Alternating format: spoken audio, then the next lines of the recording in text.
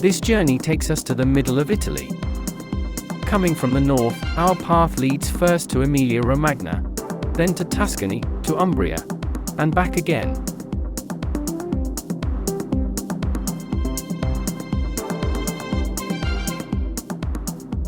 It will go high and deep down. We'll reveal that already.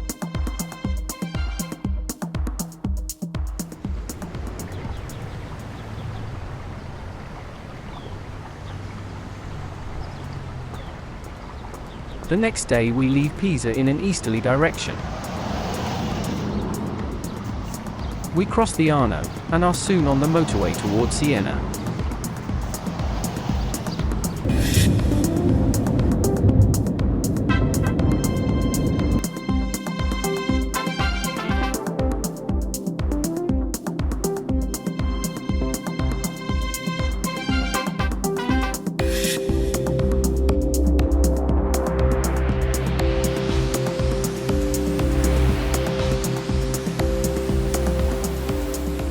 The journey goes along numerous fields. In summer, the wind blows through the ears of grain, the sunflowers bloom. In autumn, the wide grapes can be harvested for Italian wine. We are on the road between the two seasons. In Siena, the bell tower, which is over 100 meters high, marks the center of the old town. To get there, it goes steeply uphill.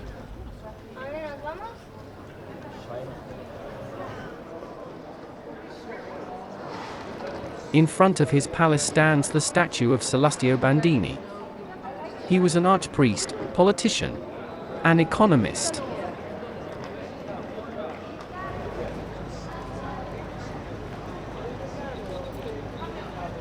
Many buildings are in the Gothic architectural style from the Middle Ages, and could certainly tell many stories.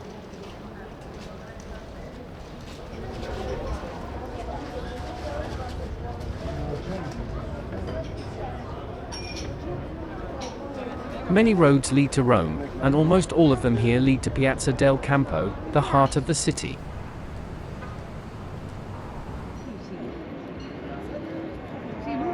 Horse races are held here twice a year, in July and August.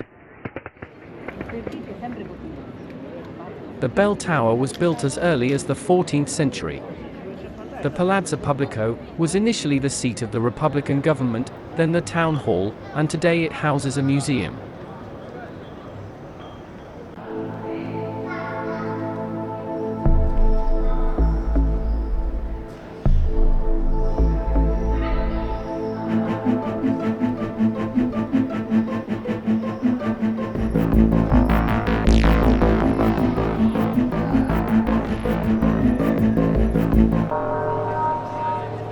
We continue through the hustle and bustle of the alleys.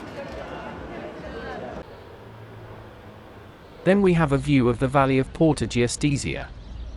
The flat terrain has always been optimal for growing vegetables. In the 14th century, those sentenced to death passed through here on their way to the gallows of Siena. Our next destination, the cathedral. He is not this one. Neither does the basilica here. But he is.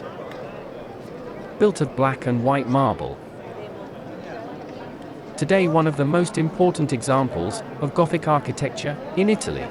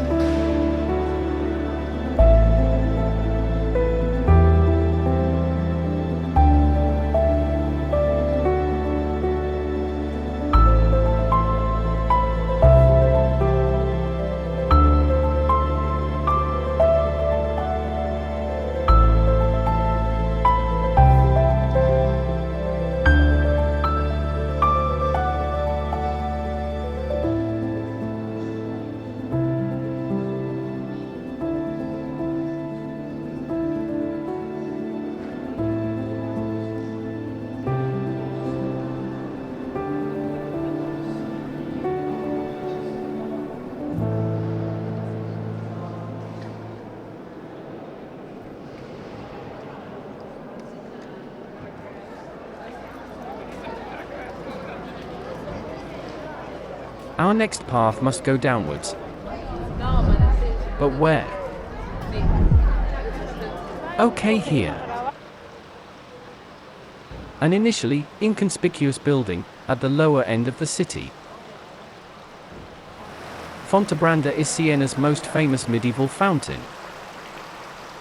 It is fed by Bottini, Siena's ancient underground aqueduct system. This is over 25 kilometers long. The vault once served as a wash house, but was also used by tanners who operated their slaughterhouses in this area.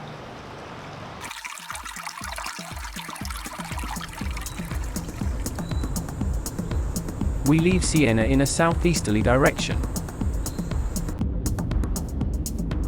To enjoy the Tuscan countryside, we first take a country road before taking the highway to Orvieto.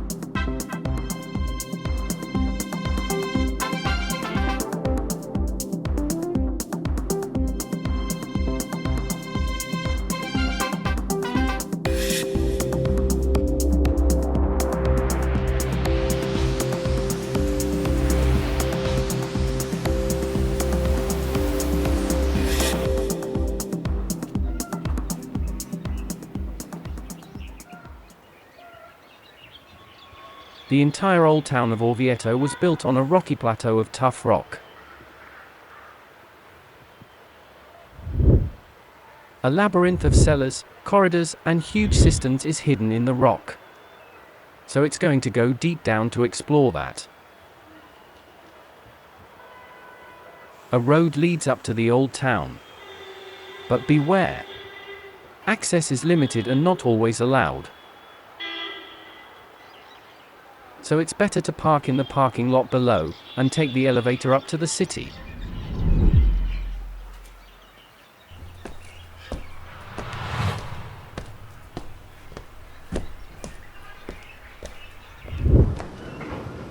Groups, or people, with luggage, however, have to take an escalator that leads almost endlessly uphill.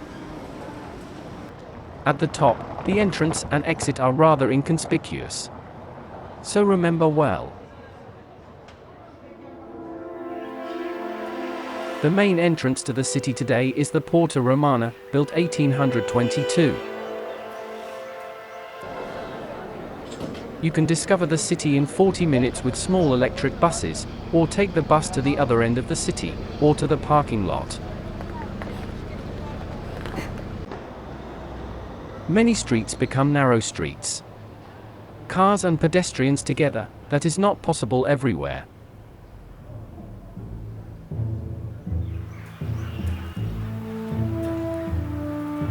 The origins of Orvieto lie in a prehistoric settlement. Later, the rock became a natural fortress. Orvieto, the old city, was also the residence of the popes of the Middle Ages for a time. The most important building can be seen from afar. The Roman Catholic Cathedral, with the patronage of the Assumption of Mary. It was planned in the 13th century. The numerous sculptures and paintings on the walls and in the chapels make the interior a treasure trove of art.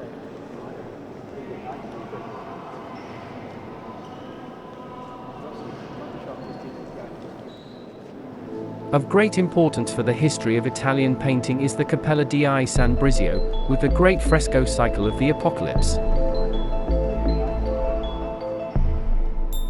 Michelangelo took the frescoes as a model for his paintings.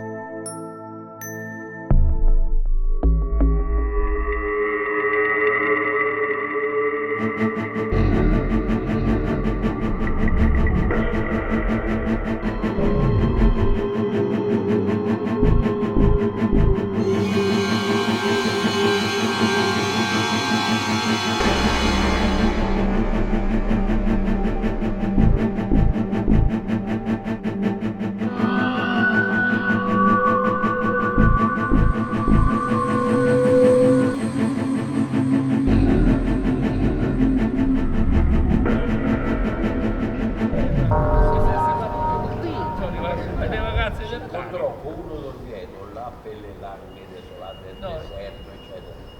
Su quando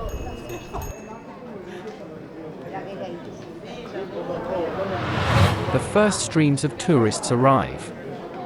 Tourism is the main source of income for the city.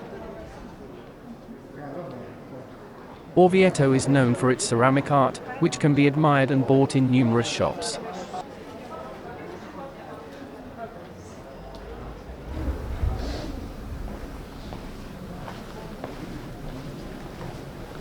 We can see that some of the houses were built into the turf stone on a small altar in a house entrance.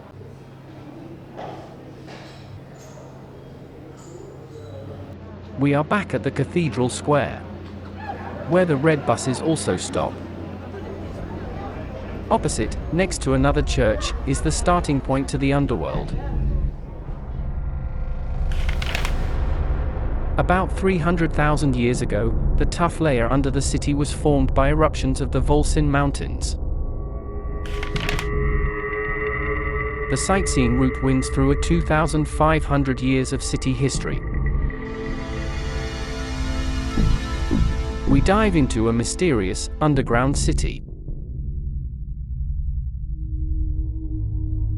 Countless tunnels, and around 1,200 chambers, were dug into the rocks.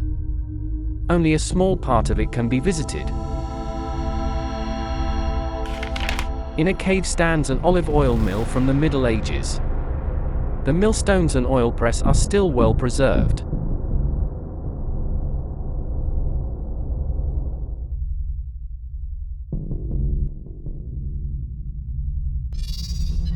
In other chambers you can start fires, discover mangers for the animals, water pipes, and cisterns.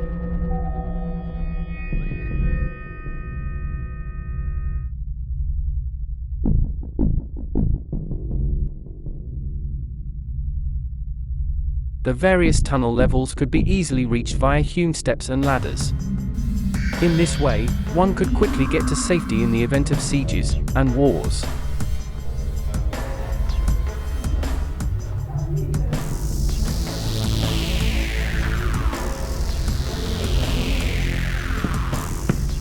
Upstairs, in the houses, the entrances were well hidden. An entrance, now closed, led directly into the church. Before that, our tour began. Now, at lunchtime, the restaurants are already well filled. But we will not stop for a bite to eat until the evening. Then we will try various antipasti breads, tagliatelle with truffles, stuffed tortellini, and for dessert tiramisu and pistachio ice cream.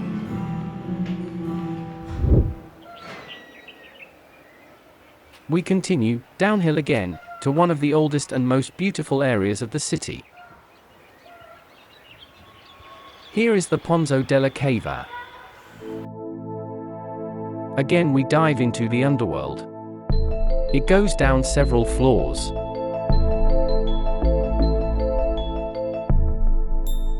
We discover waste pits that were connected to the apartments above.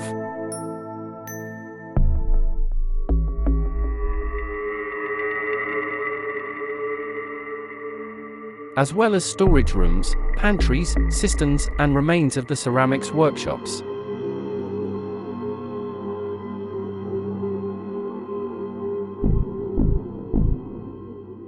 There was even a wine cellar. The first vines were planted by the Etruscans and Umbrians 3,000 years ago. And even today full-bodied red wine is produced from Sangiovese and Merlot grapes.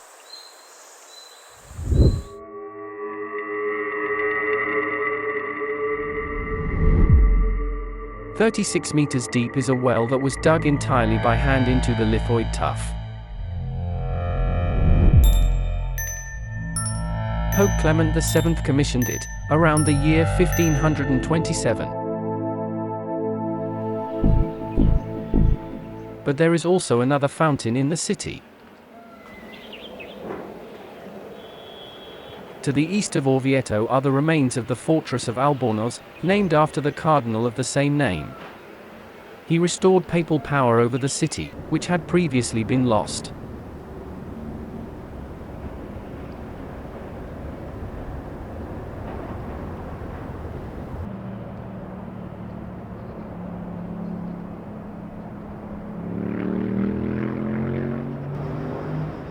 Also on the edge of the rock we see a round building.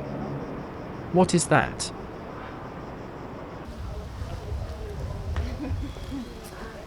This special structure was built around 500 years ago. 248 steps lead down.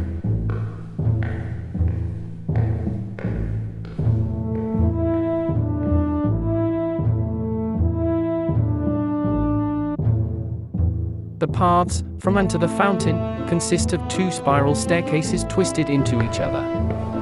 That's why the paths never cross. Donkeys could climb down and up again with their water loads without meeting each other.